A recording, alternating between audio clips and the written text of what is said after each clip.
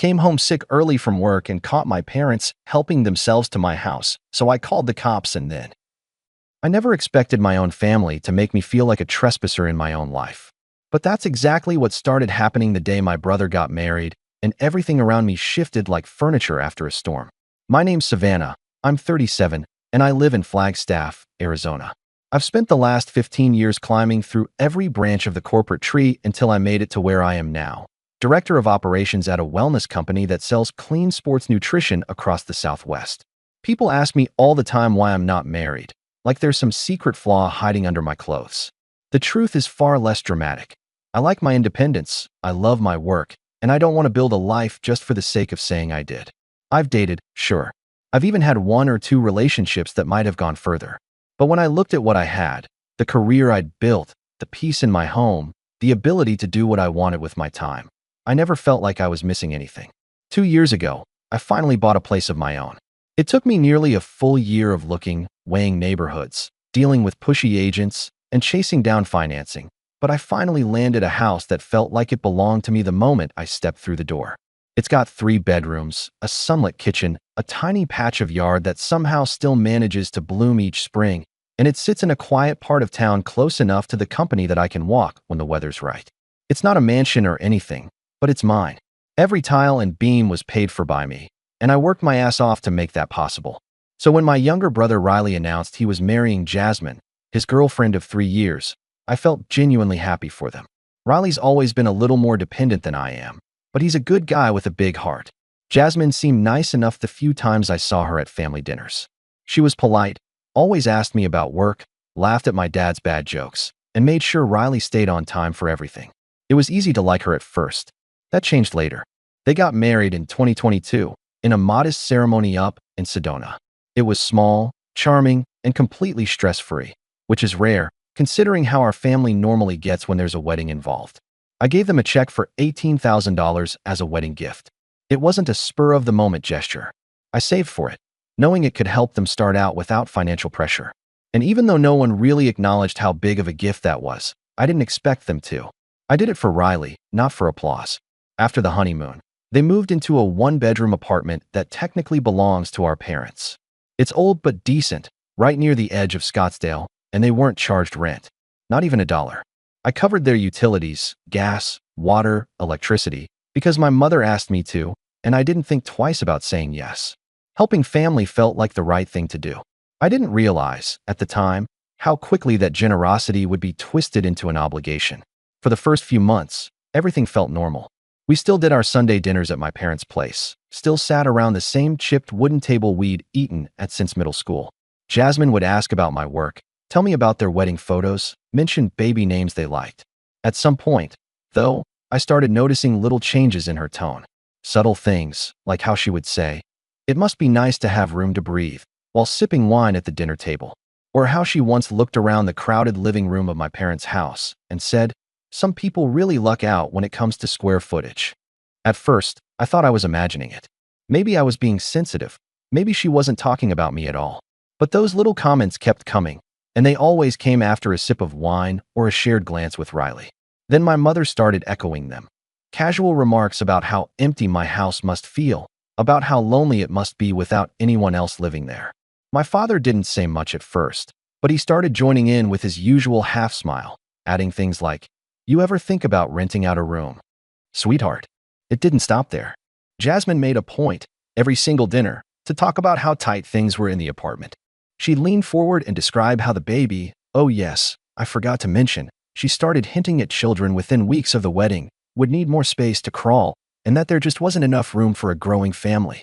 And every time she said that, she'd glance over at me with this strange, unreadable look. Riley, for his part, didn't push it too hard at first. He would just nod along, throw in a, "Yeah, we're trying to figure something out," and change the subject. But gradually, even he started adding his own shade. He said things like, "I know it's not ideal, but babies can't really sleep in closets, right?"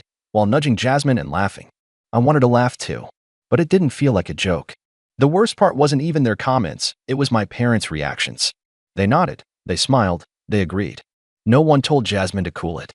No one said anything about how she and Riley were already getting more support than most newlyweds ever see.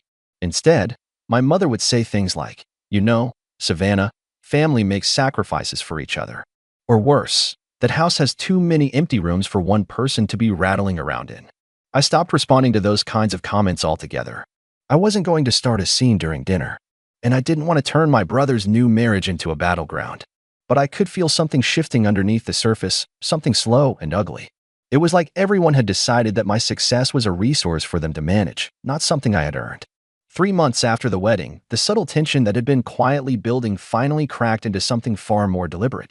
We were sitting around my parents' dining table, the usual Sunday meal laid out like it always was: baked chicken, green beans, garlic rolls, and a pitcher of sweet tea sweating on the counter.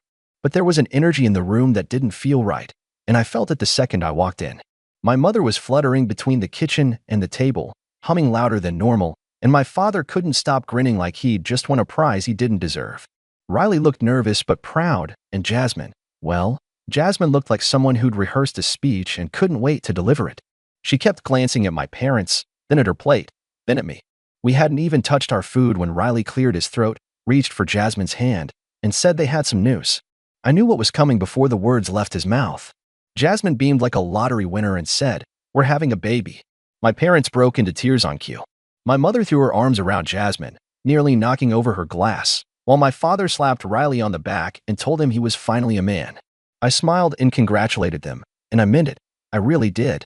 Riley was going to be a father, and even if I didn't like the way things had been shifting lately, that was a big deal. But just as quickly as the celebration started, it turned into something else. The congratulations barely had time to settle before my mother looked across the table and said, "Well, at least one of my children is giving me grandchildren." I didn't respond. There was nothing I could have said in that moment that wouldn't have turned dinner into a war zone. Jasmine didn't even wait for dessert. She launched straight into it with that same calm, calculated smile she always wore when she was about to say something she knew would land hard. "Savannah," she said, looking right at me for once, "I've been talking to Riley and your parents about our living situation." I didn't move, didn't blink, just waited for the punchline. We all agree that the way housing is divided in this family isn't really balanced. The room went quiet except for the sound of my fork hitting my plate. I asked her what exactly that meant, even though I already knew. She didn't hesitate. "You live in that beautiful house all by yourself," she said, like that was some kind of crime. "And we're about to raise a baby in a one-bedroom apartment that doesn't even have a dining area." I glanced at my parents, just hoping, that they'd jump in and shut it down. But they didn't. In fact, my mother leaned forward, rested her elbows on the table, and said, "Honey, maybe it's time you think about what really matters in life." Then my father added, as casually as if he were reading off a shopping list, "We think it would make sense for you to move into Riley's apartment and let them raise the baby in your house. They need the space more than you." I actually laughed, not because it was funny, but because I was stunned silent and needed to do something other than scream. "You can't be serious," I said, still trying to keep my voice level. "You're suggesting I hand over the house I spent 15 years earning to someone else?" They nodded. They all nodded. My own parents, the people I had helped countless times over the years, were sitting there telling me I didn't deserve my home. My father, looking smug, said, "We're not saying give it away. You'd get the apartment. That's a fair trade, don't you think?" I stood up. I didn't shout. I didn't throw anything. But I looked at each one of them and said, very clearly, "Absolutely not. That house is mine. I bought it. I pay for it. And I'm not giving it up for anyone." My mother clucked her tongue like I was a child misbehaving in public. "Don't be selfish, Savannah. This is your brother. This is your family." That's when Riley decided to join in, like he'd been holding back until the moment he could play the victim. "You gave us money for the wedding," he said, "and you help with our bills. Why is this different?" I turned to him and said, "Because giving is a choice. What you're doing now isn't asking. It's demanding." Jasmine folded her napkin carefully, set it on her plate, and said, "It's not demanding to expect help from someone who has more than they need." I didn't say another word. I grabbed my keys and walked out the door without even finishing dinner. On the drive home, I played the conversation over and over again in my head, trying to find the part where I had missed something, where I had misheard. But there was nothing to misinterpret. My family had decided that because I wasn't married, because I didn't have a child on the way, my success was fair game. That night, the call started. First from my mother, then Riley, then Jasmine. Voicemails full of guilt and disappointment, and thinly veiled threats about how I was letting down the people who loved me most. I didn't respond. I didn't owe them an explanation for defending my own life. The next morning, I got a text from my dad that said, "You can't take it with you when you're gone, Savannah. Houses are for families." That one actually made me laugh. I'd never heard him say anything even remotely philosophical in my entire life. Clearly, Jasmine had gotten to him too. Then came the guilt parade. Jasmine started sending me pictures of the apartment, pointing out how small it was. My mother sent Bible verses about sacrifice and love. Riley texted me ultrasound photos with captions like, "Do you really want your niece growing up in a closet?" They made it seem like my refusal to hand over my house was the root of all their problems. But here's the thing that none of them seemed to understand. I didn't know them a damn thing. I'd worked too hard, lost too much sleep, skipped too many vacations, and poured too much of myself into building the life I had. And now they wanted to act like it was just a matter of rearranging things? Like all I had to do was step aside and let Riley and Jasmine move in because their choices had suddenly become more valid than mine? I started locking my doors even when I was home. Something about the way they were talking made me feel uneasy, like this wasn't just a bad idea they were floating. It was a plan, and I was the only thing standing in the way. I stopped going to Sunday dinners after that. I needed distance. I needed space. And I knew that if I walked into that house again, I wouldn't be able to hold my tongue. I'd say something I couldn't take back. Or worse, I'd break down in front of them. And I refused to let them see me crumble. The house felt quieter than usual after all that. But it didn't feel empty. It felt safe. Every time I looked at the kitchen I remodeled myself, or sat in the reading nook I'd built during a snowstorm last winter, I reminded myself, I didn't inherit this house, I earned it. No matter what anyone else believed, that wasn't up for debate. It had been a week since I'd cut off contact, and part of me was hoping they'd take the hint and leave it alone. But my family's persistence was never subtle, especially when they felt entitled to something. The text kept trickling in like dripping water from a cracked pipe, small, annoying, and impossible to ignore forever. I stopped opening them. There were messages about how the baby would grow up resenting me, how family meant sacrifice, how I would regret choosing isolation over love. I ignored them all. I kept my head down at work. I stayed off social media, and I only answered calls from people whose names didn't make my stomach twist. My friend Leah, who's known my family's dynamics better than most, kept checking in. "You good?" she'd ask every few days. And every time, I'd say yes, even when I wasn't entirely sure. Then came Friday. I remember it clearly because I hadn't been feeling well that morning. My head was heavy, my throat scratchy, and by noon I had a full-blown fever. I told my boss I needed to head out early, and thankfully she waved me off without asking questions. I just wanted to get home, make some tea, and sleep off whatever bug had caught me. I pulled into my driveway around 2:30 and immediately noticed something that didn't belong. A giant white moving truck was parked along the curb, engine off but hazard lights blinking. I could see two men in blue polo shirts unloading boxes onto a dolly. My stomach dropped. My parents' old tin SUV was in the driveway, right behind the truck. For a second, I thought maybe I was hallucinating. I wasn't. I parked on the street, got out slowly, and walked up the steps to my own front door. It wasn't even locked. That fact alone made my pulse spike. When I stepped inside, the air was thick with the scent of cardboard and dust, like a storage unit had exploded in my living room. My mother was wrapping up my dishes in newspaper. My father had his back to me, pulling books from my shelf and stuffing them into a box labeled guest room. "What the hell is going on here?" I said, louder than I meant to. They froze like kids caught sneaking cookies, except there was no shame on their faces, just irritation that I'd come home early. "Oh, Savannah," my mother said, forcing a strained smile. "We thought you'd be at work until 5. I asked you a question," I said again, this time slower. "What are you doing in my house?" My father didn't even look up. He muttered something about helping me move, like that was a perfectly reasonable answer. My mother stepped closer, still holding a bundle of my dinner plates like it was nothing. "We talked about this," she said, as if it was just another family chore. "Riley and Jasmine need this house now. You're moving into the apartment. We hired movers to help speed things up." I couldn't even respond right away.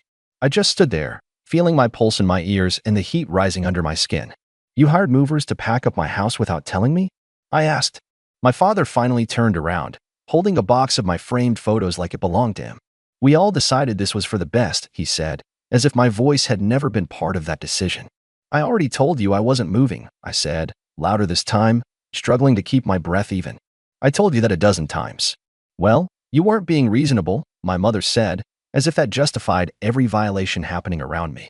I looked around the room, at the boxes stacked along the walls, at the sofa cushions removed and set aside like they were inventory. And then I walked upstairs, into my bedroom, shut the door, and called the police. The dispatcher picked up after 2 rings. I gave my name, my address, and said very clearly, there are people inside my home who entered without permission. They're packing my belongings and refusing to leave. Are you in immediate danger? The dispatcher asked. No, I said, but they're removing property that doesn't belong to them, and I want them gone. She promised to send someone right away. I stayed upstairs, pacing back and forth while gripping my phone so hard my fingers started to ache. I didn't cry. I didn't panic. But I could feel something inside me locking into place, something hard and final. The police showed up less than 10 minutes later, 2 officers, both calm and professional. I came downstairs with them and explained the situation while my parents stood frozen near the boxes like mannequins in a showroom. Sir, did your daughter give you permission to be inside her home? One officer asked my dad. No, but she's our daughter, he replied, as if blood ties erased the need for consent. The other officer turned to me. Ma'am, do you want them removed from the property? He asked. Yes, I said without hesitation.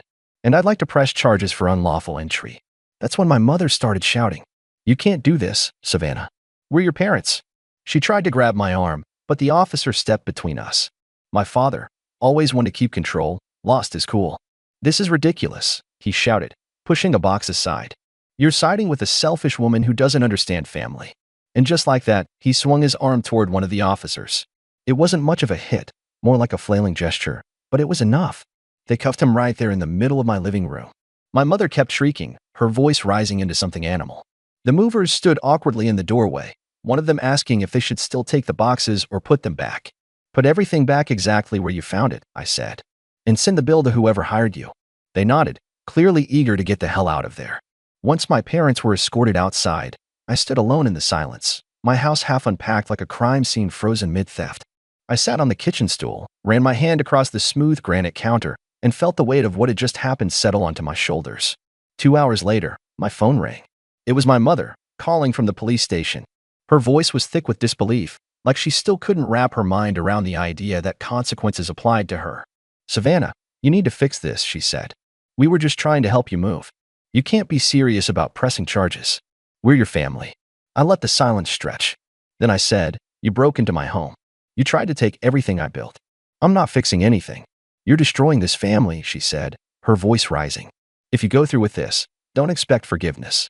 I'm not asking for forgiveness, I replied. And I'm not interested in pretending any of this was okay. Then I hung up. I stared at my phone for a long time afterward, half expecting her to call back, half hoping she wouldn't. She didn't. The next morning, I drove to the police station and signed the paperwork confirming my decision. I refused to drop the charges. They could deal with the system they always assumed was beneath them. I wasn't going to pretend anymore. I wasn't going to make peace with people who thought my independence was theirs to distribute. They taught me everything I needed to know with their actions. And I was finally done pretending I didn't see it. They made bail that same evening, which didn't surprise me. My parents had savings, no record, and too much pride to sit behind a holding cell longer than absolutely necessary. What had surprised me, though, was the quiet. For 2 full days, my phone didn't ring. No voicemails, no texts, not even a random emoji from Riley or Jasmine. It felt like someone had unplugged the whole system, and honestly, I was grateful for the silence. Then on the 3rd morning, a call came from a number I didn't recognize. I let it go to voicemail. When I checked, it was my grandmother. Her voice was calm but tired, the kind of tired that settles deep in your bones. Savannah, she said, your parents are devastated. They didn't expect you to follow through. They didn't expect you to take it that far. I stared at the wall while her message kept going. She tried to thread the needle, acknowledge that they were wrong, but also nudge me back into the family's orbit. She ended with something that stuck with me. They're still your parents, honey. Even when they screw up, they're still the ones who raised you. I didn't return her call right away. I needed time to think, not just about what had happened, but about what it meant. Because what do you do when the people who raised you become the people who betrayed you? What do you do when the word family starts to feel like a trap instead of a comfort? That weekend, I got a letter. Not an email, not a text. A real, handwritten letter in my mother's perfectly practiced cursive, folded neatly in an envelope with my name written like I was being summoned to a wedding. I sat at my kitchen table, the same one they'd tried to box up, and read it in full. It started with what I think she thought was grace. Savannah, it read, after long discussion with your father and Riley, we've made a final decision. You are no longer part of this family. We are disowning you, effective immediately. You have chosen selfishness over loyalty, property over people, and your own pride over the needs of your blood. We will not be contacting you again, and we expect the same in return. It was signed, former mother. I stared at the words, waiting to feel the gut punch they'd probably hoped for. I waited to feel the grief, the regret, the sorrow. Instead, what I felt was lighter. I folded the letter in half, slid it back into the envelope, and placed it in a drawer next to my old tax documents. It didn't deserve to be burned. It didn't deserve to be held. It was just paperwork now useless, out of date, irrelevant. That next week was the quietest my life had been in years. I went to work, came home to a house that was still mine, and felt something like peace beginning to form. No more Sunday dinners. No more pressure to smile through veiled insults. No more guilt about living the life I had built. The absence of their voices felt like space clearing out around me. I still spoke with my grandmother now and then. She never took sides outright, but she made her stance clear in little ways, checking in, asking about my week, casually mentioning she missed my cooking. One day, she told me that Riley and Jasmine were still in the studio apartment, still blaming me for their cramped life. Then she said something that made me stop stirring my coffee. They're thinking about selling both the studio and their house, using the money to buy 2 smaller places. One for them, one for your parents. I paused. So, they could have done that all along? I asked. I think they just didn't want to spend their own money, she said quietly. They thought it would be easier to take what you had instead. I didn't say anything right away.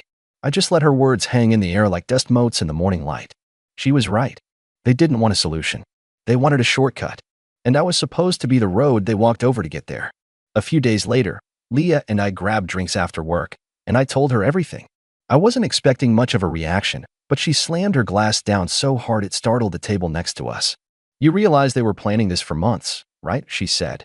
They didn't just wake up one day and decide to pack your house. That was a coordinated move. It hit me then just how deep the manipulation had gone. The guilt tripping, the subtle comments, the staged Sunday dinners. Every bit of it had been part of a slow campaign to wear me down. They didn't just want my house. They wanted to convince me I didn't deserve it. I found out later that Jasmine had even spoken with a real estate agent, asked about how to transfer ownership within family without complications. My own brother apparently offered to take care of the paperwork to spare me the effort. The plan had been in motion before I even knew I was a target. But the best part, the part that still makes me laugh when I'm washing dishes or folding laundry, is that they truly believed I wouldn't fight back, that I would cry or cave or hand over the keys out of guilt. They thought the house meant more to them because they had a baby on the way, because they'd followed the traditional route and I hadn't. What they didn't understand is that I hadn't built my life to impress them. I'd built it to survive. 6 months later, I heard through a friend that they'd gone through with it. They sold the apartment and the house. Jasmine posted a photo of their new 2-bedroom condo with a caption about fresh starts and blessings in disguise. My parents moved into a small retirement complex 2 towns over. No one reached out, not even once. Meanwhile, I was still here, still working, still thriving. I got promoted. I painted my living room. I finally bought the dining chairs I'd been eyeing for years but kept postponing because they felt too luxurious. Every inch of this house began to feel even more mine. Sometimes I miss the idea of family dinners, the warm smell of roast chicken, the sound of forks clinking, the occasional joke that made everyone laugh at once. But I don't miss the real thing. I don't miss the weight of constant criticism disguised as concern. I don't miss feeling like my life had to be justified just because it didn't fit into their expectations. I still speak to my grandmother. She asks how I'm doing. I tell her I'm good. And for the first time in a long time, I mean it. About a year after everything blew apart, I finally stopped expecting new drama to show up at my doorstep. I had let go of the tension that used to sit on my shoulders like wet cement, and for the first time in a long time, I started to feel fully comfortable in my own skin. The air in my house felt still, not silent in an empty way, but peaceful, like a lake before sunrise. I was working more efficiently, sleeping better, even cooking again without feeling like someone might barge through the door and ask for something I wasn't willing to give. And then, just as I let myself exhale, something strange happened. I got a message from a number I didn't recognize. Just a photo, no caption, no explanation. It was a picture of a newborn baby, wrapped in a hospital blanket, eyes closed, tiny fist balled at her cheeks. I didn't need anyone to tell me who it was. Jasmine had given birth. Less than a minute later, another text came through. She should know her aunt. Don't let your pride rob her of family. I didn't respond. I deleted the number. But something in my chest clenched, not out of guilt, but because I could already feel the gears turning behind the scenes again. They were trying a new angle, tugging at a different part of the heart, the part that still remembered birthdays and bedtime stories and scraped knees. I reminded myself that sentiment was a powerful drug, and they knew exactly how to weaponize it. A week passed. I thought maybe they'd let it drop. Then one Thursday morning, just as I was leaving the house for work, I found a manila envelope wedged between my storm door and the frame.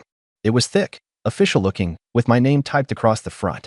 Inside were legal papers, pages and pages of them. My hands started shaking before I was even halfway through. Riley and Jasmine had filed a civil suit, an actual lawsuit, claiming partial ownership of my house based on a verbal agreement that they said had been made with my parents' knowledge. They were arguing that because I had contributed financially to the family over the years and had promised the home would one day go to them, they were entitled to at least 50% of it. It was absurd. It was insane. And yet, they had signatures, statements, timelines. The part that nearly made me scream came near the bottom. My father had signed a notarized affidavit claiming he had discussed long-term inheritance plans with me and that I had agreed the house would be transferred to Riley when he became a father. It was dated 2 months before the wedding. I stood in my kitchen holding those pages, and for the first time in a very long time, I actually felt afraid. Not afraid of losing my house. I knew I had enough documentation and a strong enough case to fight that, but afraid of what else they were capable of. If they were willing to lie under oath. To forge a paper trail, what came next? I hired a lawyer that afternoon. She was sharp, experienced, and calm in the way that made you believe she'd seen much worse and come out victorious. When I told her everything, she didn't flinch. They're pushing for a settlement, she said. But if we dig, there's probably something they're not telling us. No one goes this far unless they're hiding something. And she was right. 3 weeks into preparing my response, she called me on a Friday morning sounding unusually alert. "You're going to want to hear this," she said. "We found something." Turns out, the notarized affidavit my father submitted, the one he swore was signed in person with a licensed official, wasn't just misleading. It was fake. The notary stamp had been copied from a template found online, and the notary's license number belonged to someone who hadn't worked in the state for over 5 years. Forged document. Fraudulent claim. Felony-level offense. I sat there in silence as she explained it, my fingers numb around the phone. "We're submitting it to the court," she added. "Expect things to move quickly from here." And they did. My father was arrested again, this time not in the middle of my living room, but in a courtroom hallway after being confronted with the evidence. My lawyer said his expression didn't even change, like he'd known it was coming the entire time. Riley and Jasmine dropped the suit the next day, citing emotional stress and misunderstandings. But the strangest part came a week later, when I got a call from my grandmother. "I have something to tell you," she said softly, her voice heavy. "That tip about the forgery? The one your lawyer said came in anonymously? That was me." For a moment, I didn't know how to respond. She kept talking, filling the silence. "I saw what they were doing, and I couldn't stomach it. I told your father I'd stay out of it, but when I saw that fake document, I couldn't. You didn't deserve any of this." My throat tightened, not from sadness, not even from relief, but from the strange realization that someone in the family had finally chosen to do the right thing, even if it came far too late. We met for coffee the next weekend. She brought a tin of homemade cookies and sat across from me like we were two strangers meeting for the first time. "You're stronger than I ever gave you credit for," she said after a long pause. "I always thought you'd fold under pressure, but you didn't. You held the line." I nodded slowly. "I just didn't want to lose everything I built," I said. "You didn't," she replied. "They lost everything trying to take what was never theirs." A few months passed. I painted my hallway, bought new shelves for the guest room, started taking long morning walks with a sense of calm I hadn't felt in years. Jasmine stopped posting on social media. Riley disappeared entirely from the internet. The silence that followed was deafening, but this time, it was the kind of quiet that meant closure. The final twist came 6 months later when I got a notification from the county property office. A title transfer had been processed for a small condo in a nearby suburb, one listed under Riley and Jasmine's names. It wasn't large, it wasn't flashy, but it was theirs. Paid for with money they'd scraped together after selling the last pieces of what my parents had left them. I don't know if they're happy now. I don't know if they tell themselves a different story at night, one where I was the villain and they were only asking for what was fair. But I do know this, they can no longer take anything from me. Not my peace, not my home, and not the narrative of who I am. I still live in the same house. Still cook dinner in the same kitchen. Still walk barefoot across the same floors I once fought to keep. And when I sit in my quiet living room, cup of tea in hand, I no longer feel like I'm bracing for the next betrayal. I feel like I finally won.